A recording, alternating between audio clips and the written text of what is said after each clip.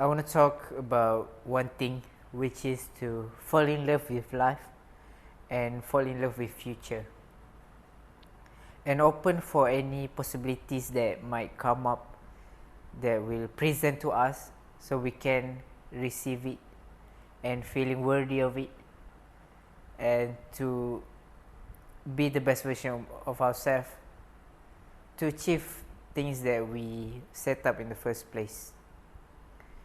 Because most of the time we are living in the past. What we are doing now is what we actually repeat in the past. We are always living in the known, where we want to be comfortable. We want to know how it's gonna turn out.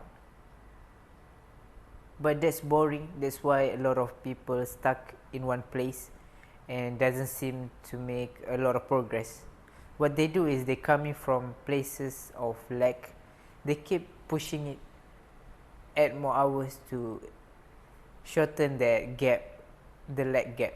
But that's not how you want to do it.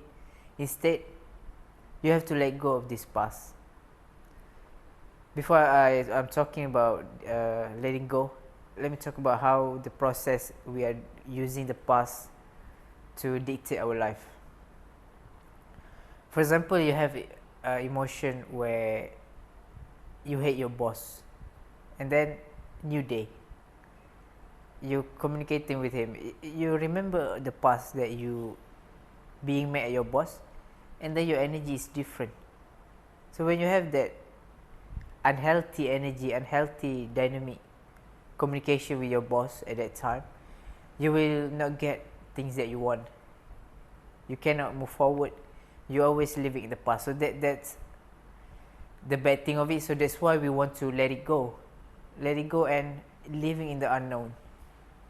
Unknown sometimes it can be scary, but it is not that bad.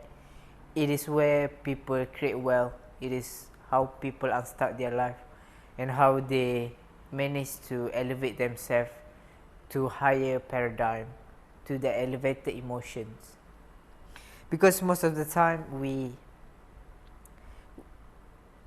thinking the same thing. That's why if you want to move to the higher paradigm, you have to think differently.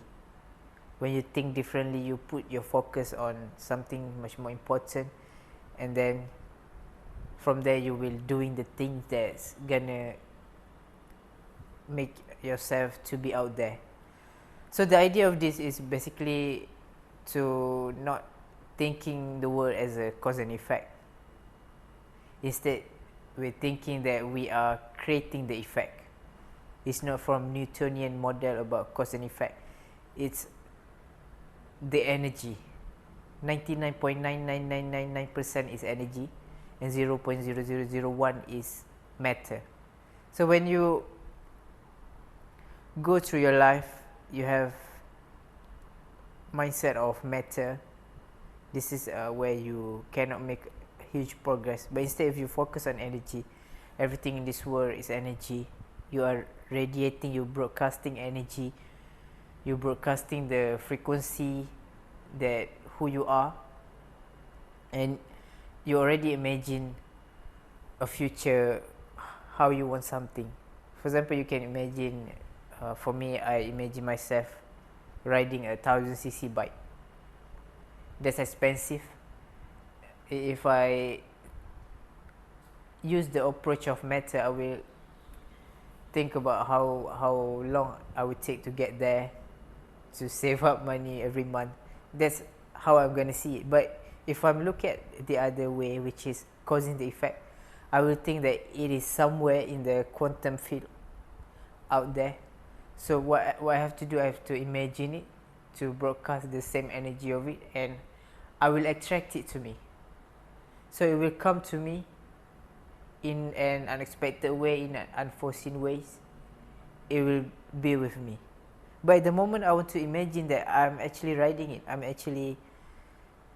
I set my attention on it, where I ride to have fun, and then to have that elevated emotion associated to my attention. So elevated emotion, we actually know when we achieve something that we want, we know how does it feel, which is gratitude, joy, love, loving life.